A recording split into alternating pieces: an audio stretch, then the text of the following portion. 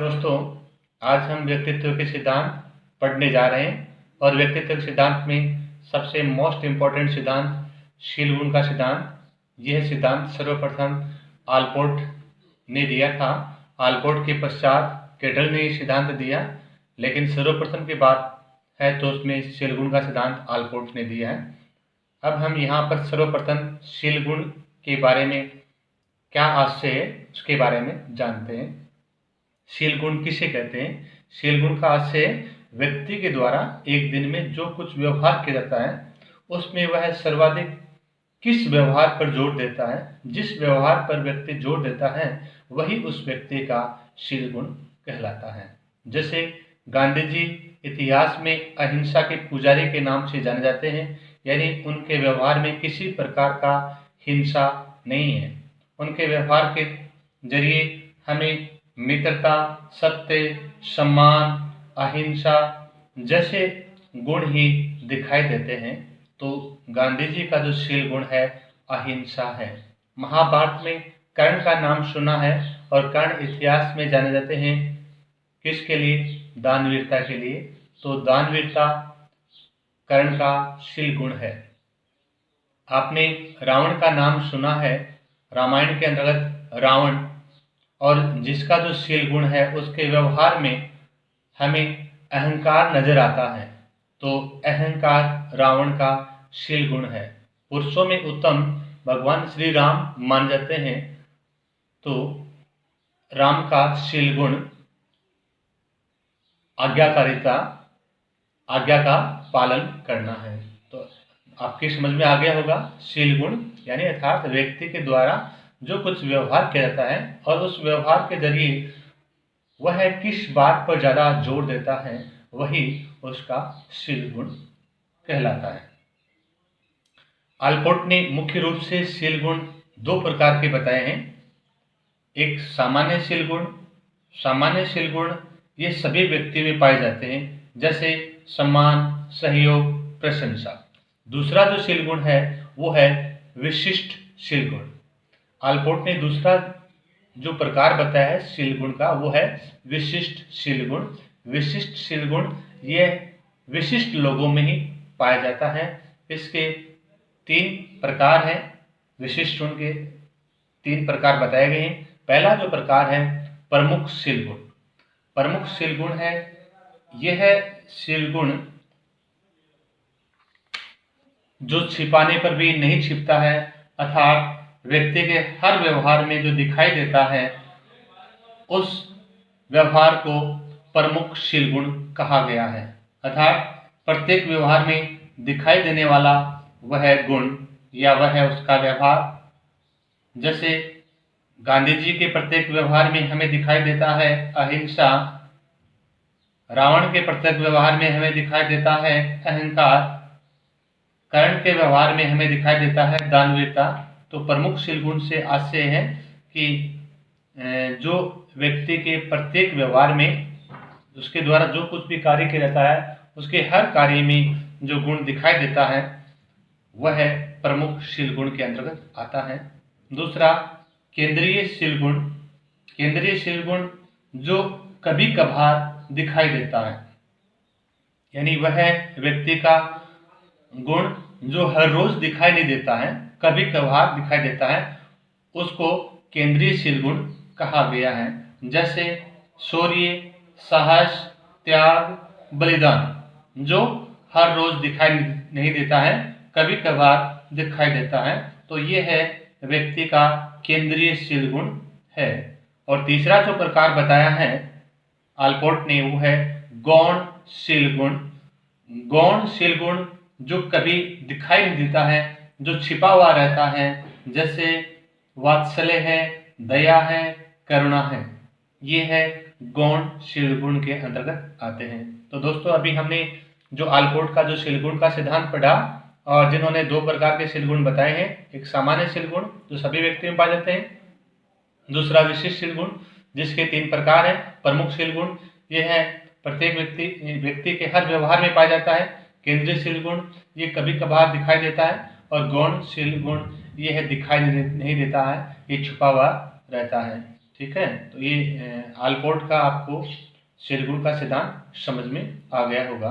Next, Allport के पश्चात हम केटल के अनुसार जो शील गुणों के बारे में चर्चा करते हैं। तो केटल ने भी दो प्रकार के शील गुण बताए हैं, एक स्रोत शील गुण बताया है, दूसरा सतही शील गुण बताया है। स्रोत शील गुण को प्रमुख केंद्र माना है और स्रोत शील गुण से ही सतही शील गुणों का विकास होता है।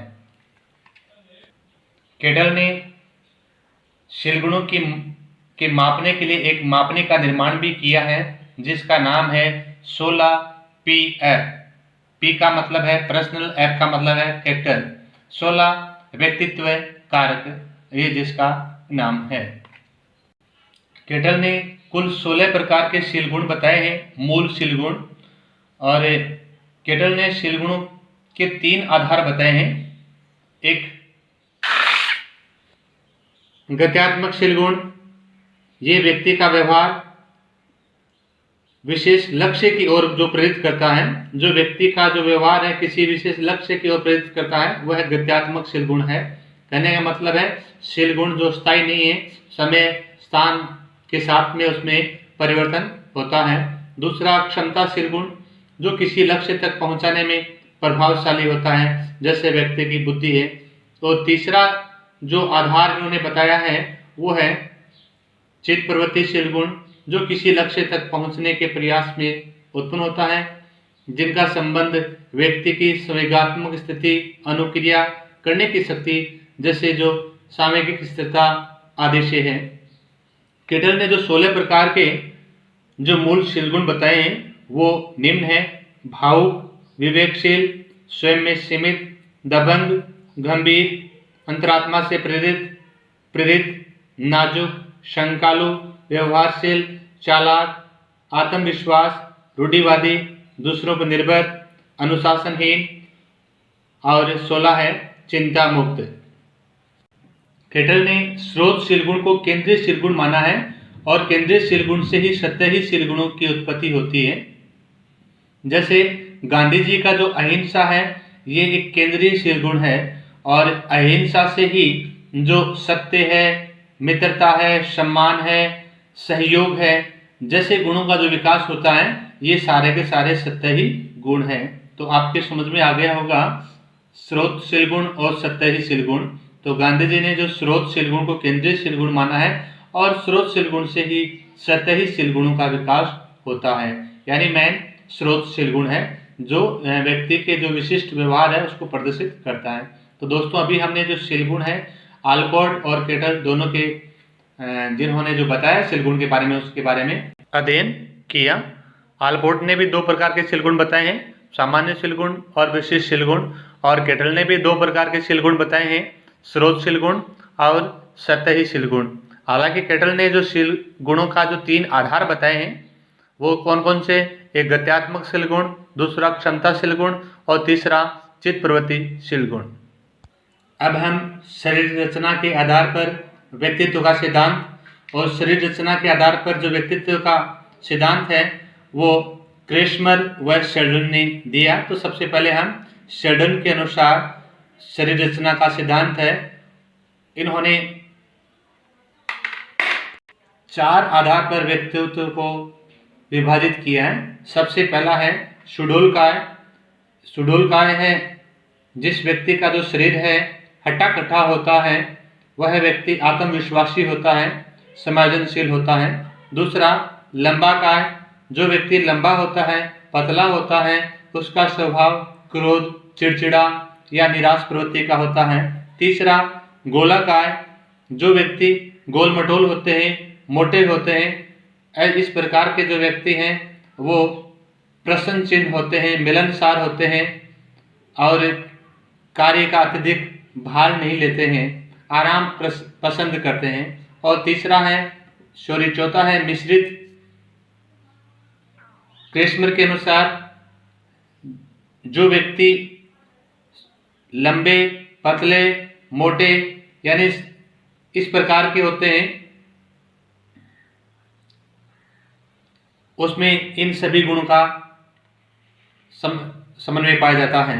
शेल्डन महोदय ने भी शारीरिक रचना के आधार पर व्यक्तित्व को 3 रूप में विभक्त किया है। लंबा कृत्तिक, जो लंबे होते हैं, पतले होते हैं, चिड़चिड़े स्वभाव के होते हैं। दूसरा आयताकृतिक, जो हट्टे कट्टे होते हैं, समाजसेवी होते हैं, जोखिम उठाने में आगे रहते हैं। गोलाकृतिक, जो गोल मटोल होते हैं, आराम प्रिय होते हैं और प्रश्न चिन्ह होते हैं। तो शेल्डन के पश्चात हम नेक्स्ट स्प्रेंगर महोदय के अनुसार, जिन्होंने समाजशास्त्रीय आधार पर व्यक्तित्व के 6 प्रकार बताए हैं। पहला सैद्धांतिक, जो व्यक्ति सैद्धांतिक होते हैं यानी जो अपने सिद्धांतों पर चलते हैं, ऐसे व्यक्ति कवि, लेखक, दार्शनिक होते हैं। एक दूसरा है इन्होंने आर्थिक व्यक्तित्व, जो रुपये पैसे पर अधिक ध्यान देते हैं, जैसे व्यापारी, उद्योगपति, दुकानदार आर्थिक व्यक्तित्व के होते हैं। सामाजिक व्यक्तित्व, जो समाज से संबंधित रीति रिवाज, परंपराएं, प्रथाएं, सहानुभूति, सहिष्णुता बरतते हैं, वो सामाजिक व्यक्तित्व उसमें अधिक होती है। राजनीतिक व्यक्तित्व, जो राजनेता होते हैं। धार्मिक व्यक्तित्व, जो धर्म विशेष की बात करते हैं। सौंदर्यात्मकता, जो कलाकार या मूर्तिकार होते हैं। तो स्प्रेंगर महोदय ने समाजशास्त्रीय आधार पर व्यक्तित्व को 6 भागों में विभक्त किया है। अभी हमने शरीर रचना के आधार पर जो व्यक्तित्व का वर्गीकरण पढ़ा। क्रेसमर ने शरीर रचना के आधार पर व्यक्तित्व को 4 रूप में विभक्त किया है। सुडोलकाय, जो हट्टे कट्टे होते हैं, जोखिम भरे कार्य में का सामना करते हैं, पीछे नहीं हटते हैं। लंबाकाय, जो लंबे पतले होते हैं, स्वभाव इनका चिड़चिड़ा होता है। गोलकाय, जो गोल मटोल होते हैं, ये प्रश्न चिन्ह होते हैं, कार्यों का अधिक भार नहीं लेते हैं, खुश रहते हैं। मिश्रित काय, जिसमें इन सभी के गुण पाए जाते हैं, अवसरवादी होते हैं। तो ये क्रेसमर ने जो व्यक्तित्व का जो वर्गीकरण है शरीर रचना के आधार पर किया है। उसके बाद में शेल्डन महोदय ने भी शरीर रचना के आधार पर व्यक्तित्व का वर्गीकरण किया है 3 रूप में। लंबाकृतिक, जो लंबे होते हैं, पतले होते हैं, ऐसे व्यक्तियों का स्वभाव है चिड़चिड़ा होता है, शंकालु होता है। आयताकृतिक, जो हट्टे कट्टे होते हैं, जो मैदान में पीछे नहीं हटते हैं, समस्याओं का सामना करते हैं। गोलाकृतिक, जो गोल मटोल होते हैं, ये प्रश्न चिन्ह होते हैं, ज़्यादा कार्य का बोझ नहीं लेते हैं और आराम पसंद करते हैं। उसके बाद में हमने स्प्रेंगर महोदय के अनुसार पढ़ा है। स्प्रेंगर महोदय ने भी व्यक्तित्व का जो वर्गीकरण है 6 रूप में किया है समाजशास्त्रीय आधार पर। सैद्धांतिक, आर्थिक, सामाजिक, राजनीतिक, धार्मिक, सौंदर्यात्मक। अंत में एक क्वेश्चन है, केटल ने व्यक्तित्व के जो मूल शील गुण बताए हैं, कितने जो मूल शील गुण बताए हैं, तो उसको आप कमेंट बॉक्स में ज़रूर बताएंगे और वीडियो को सब्सक्राइब करें ताकि आगे के वीडियो आप तक आसानी से पहुंच सके। जय हिंद, जय भारत।